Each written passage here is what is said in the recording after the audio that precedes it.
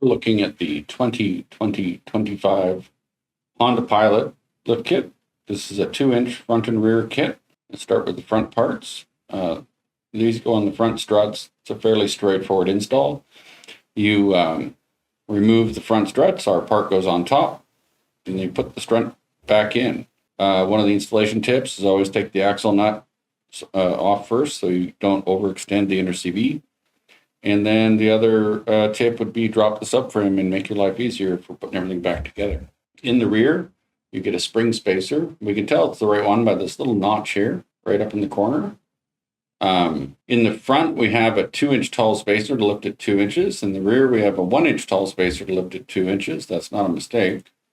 What happens is we get some leverage from the suspension. The way it mounts, the spring in the rear is halfway down the control arm.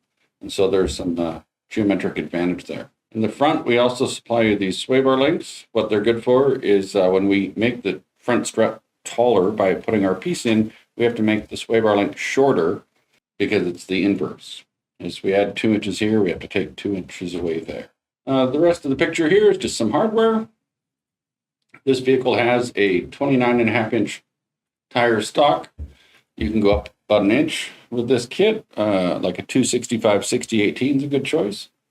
And other than that, the only other thing to say for tech support is on the rear. Some people have found they have to remove the bump stops to get the part in.